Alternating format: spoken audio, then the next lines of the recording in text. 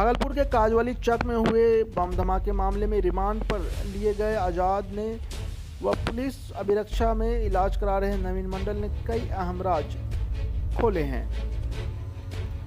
SSP Baburam ने बताया कि आज़ाद ने पूछताछ में स्वीकार किया कि लीलावती के पटाखा व्यवसाय में उसने पैसे लगाए थे और पटाखा की बिक्री में सहयोग करता था।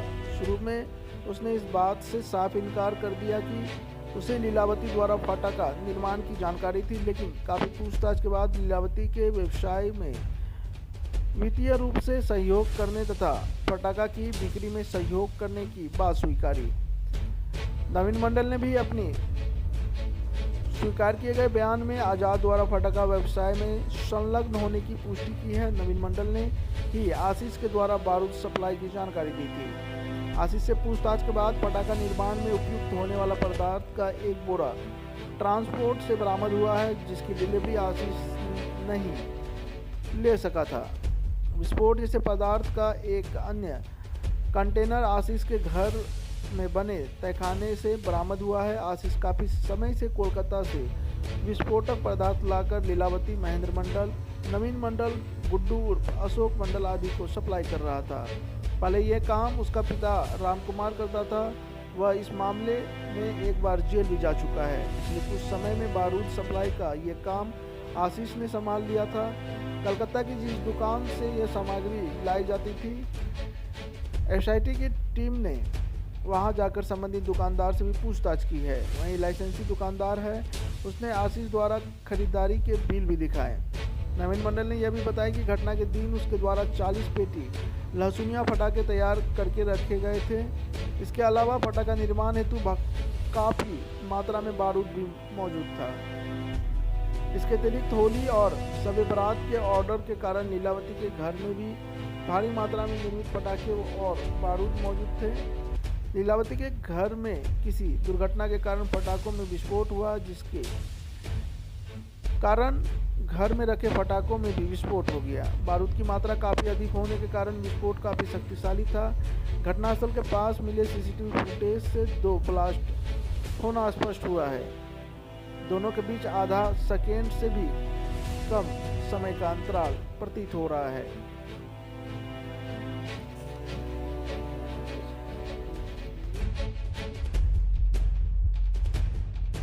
कार्यरत हैं, गोरखपुर में कार्यरत हैं। और ये लड़की जो है मनीषा कुमारी, ये अरुण मंडल जो है, अरुण मंडल 2 शादी किए थे। पहली शादी से इनको 3 लड़की थी जिसमें 2 बड़ी लड़की का शादी हो चुका है। वो अपने ससुराल में रहती है, जिसमें बड़ी लड़की विशाखा देवी, पति सुबोध मंडल, एक चारी दियारा। दूसरी लड़की आरती देवी का भी शादी हो चुका है। इनके पति रुपेश कुमार मंडल, साकिन अभिया बाजार, थाना गोपालपुर। और तीसरी बच्ची ये थी मनीषा कुमारी, जिसका उम्र 15 वर्ष है। ये 8 क्लास में पढ़ती थी, 8 क्लास पास कर गई है इस बार। 9 क्लास में इसका एडमिशन होना था, एडमिशन अभी नहीं हुआ है। और इनके घर पर ही टीचर आके पढ़ा रहे थे, 9 क्लास में ही पढ़ती थी। और इनकी ये अरुण मंडल दूसरा शादी कर लिए थे। इनकी पत्नी पहली जीवित थी, बाद में मरी है। दूसरा शादी कर चुके थे, तो उस पत्नी का नाम सुमा देवी है, दूसरी पत्नी का नाम। जो ये मनीषा कुमारी मृतिका है लड़की, इसकी सौतेली माँ हुई सुमा देवी। तो सुमा देवी को एक लड़का है, 8 वर्ष, अंकुश नाम है उसका। दूसरी लड़की का नाम है रजनी। रजनी का उम्र 20 वर्ष होगा। इसकी शादी ये कर चुके हैं ये, और अंकुश अभी 8 साल का है। ये मनीषा कुमारी रात में कहीं टीवी देखने गई थी। तो टीवी देख के जब घर पर आई तो उसकी सौतेली माँ से कुछ, जैसा कहता है लोग, कि झगड़ा हुआ। और झगड़ा होने के क्रम में ही ये इन लोगों परिजन का आरोप है कि सुमा देवी जो है सौतेली माँ, वो इस लड़की को मारपीट करने लगी। मारपीट करने के क्रम में ही गर्दन को दबा दिए, गर्दन को कस के दबा दिए, जिसके कारण उसकी मृत्यु हो गई। बाद में सुमा देवी जो है बताने लगे कि इसको भूत प्रेत आता था, जिसके कारण मृत्यु हो गया है। मैंने अपने बचाव में ये इस तरह की बात बता रही थी, लेकिन वैसी बात नहीं है। ये मृतिका जो है, ये मनीषा कुमारी, इसके गर्दन पे अगले पोर्शन में दबाने का स्पष्ट निशान दिखाई पड़ रहा है। और लगता है कि गर्दन दबा के इसको मारा गया है। सर, आपका पूरा परिचय? सर, मेरा नाम मार्कंडे सिंह हुआ, पुलिस इंस्पेक्टर नवगछिया सर्किल में पदस्थापित है। Thank you. वो इन्वेस्ट करना है, ये जो देखिए बड़ी दागी है, बॉडी में ऐसे पीठ में सब लेटा है कि उसमें दाग नहीं है, उस समय नहीं है, पीठ में दाग नहीं हो, थोड़ा सा है, छाती में दाग नहीं है, कहीं नहीं, छाती में दाग नहीं है, ये बॉडी है, ये पीठ में दाग नहीं है, पीठ में दाग नहीं है, लेकिन पूरा रेड है निशान। तो हो सकता है जैसे कल ना देखी है तो सोए नहीं हो जाता, जैसे कपड़ा पहन। लेकिन बाद में हम लोगों की जांच में ये सामने आया था कि घटना के तुरंत बाद ये घटनास्थल पर नहीं गया और मोबाइल फ़ोन से ही लोगों से संपर्क में था। जब ये पूछा गया कि आपका इतना बड़ा नुकसान हुआ था, आप घटनास्थल पर क्यों नहीं गए, तो इसका कोई जवाब नहीं दे पाया। और इसके बारे में नवीन मंडल ने भी अपने स्वीकारोक्ति बयान में बताया था कि आज़ाद की भागीदारी थी लीलावती के साथ पटाखा व्यवसाय में। तो काफ़ी पूछताछ के बाद उसने सिर्फ इतना स्वीकार किया कि हाँ, पैसा लगाता था लीलावती के पटाखा के व्यवसाय में और उसको हिस्सा मिलता था और पटाखा को बेचने में सहयोग करता था। इसके अलावा नवीन मंडल ने काफ़ी विस्तृत जानकारी दी है और नवीन मंडल की निशानदेही पे ही आशीष नामक सप्लायर की गिरफ्तारी हुई है, जो कलकत्ता से बारूद लाकर यहाँ सप्लाई करता था। नवीन मंडल, महेंद्र मंडल, लीलावती, गुड्डू मंडल, इन सभी को उसने बारूद सप्लाई करने की बात स्वीकार की है। SIT की एक टीम कोलकाता भी गई थी जिस दुकान से बारूद खरीदा जाता था, तो वहाँ से भी दुकानदार ने पुष्टि की है, GST वाले पक्के बिल भी दिखाए हैं, पैसे का भी लेन देन हुआ है। और जो आशीष है उसके पिता राम कुमार, वो भी पहले बारूद सप्लाई का काम करते थे, उनके नाम से ही बिल बने हुए हैं अभी भी।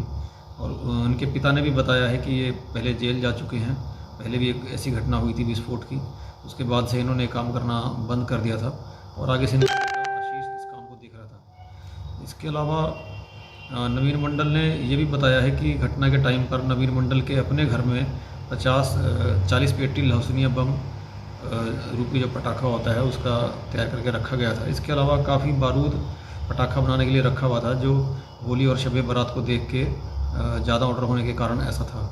सर, ये बातें सामने हो पाई है कि पटाखा बनाने का जो बारूद था वो नॉर्मल बारूद था और जो लोगों की मंशा थी वो सिर्फ और सिर्फ पटाखा में ही बारूद इस्तेमाल करने की।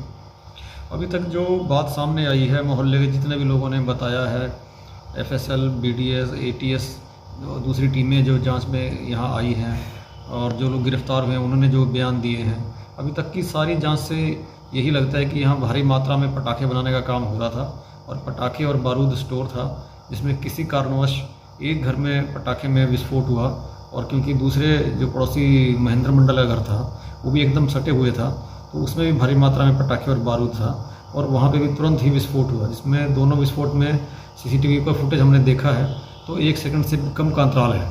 ऐसा लगता है कि एक के बाद एक दोनों जगह 2 ब्लास्ट हुए हैं और ऐसा लगता है कि इस ब्लास्ट के इम्पैक्ट के कारण ही, क्योंकि मकान बहुत पुराने और जर्जर थे, तो मकान गिर गए, जिसके चलते भारी मात्रा में मलबे में। और नवीन से और पूछताछ करेगी। आज़ाद को ज़रूरत के हिसाब से हम लोग फिर से रिमांड पे ले सकते हैं। नवीन अभी क्योंकि घायल है, अभी उसका इलाज चल रहा है, तो पुलिस कस्टडी में ही है। ठीक होने के बाद उससे भी पूछताछ की जाएगी। इसके अलावा और भी कई ऐसे भी बिंदु हैं अनुसंधान के, जैसे FSL की अभी केमिकल एग्जामिनेशन की रिपोर्ट नहीं आई है। जो भी बारूद घटनास्थल से बरामद हुआ है उसका केमिकल नेचर पता चलने के बाद और नए निष्कर्ष निकल सकते हैं, नई बातें सामने आ सकती हैं। इसके अलावा आशीष अभी इसको फॉरवर्ड किया जा रहा है, कस्टडी में ही है पुलिस की, उसको वो भी इलाजरत है, तो उससे भी कुछ नई बातें पता चल सकती हैं। इनके जो मोबाइल नंबर हैं, उनका CDR है, उनको भी खंगाला जा रहा है। तो अभी सभी बिंदुओं पर अनुसंधान जारी है और इसका अनुसंधान का दायरा काफ़ी विस्तृत है। अभी काफ़ी काम किया जाना बाकी है। कट कीजिए। अब हर खबर पर होगी हमारी नजर, पल पल बदलती देश और दुनिया की हर खबर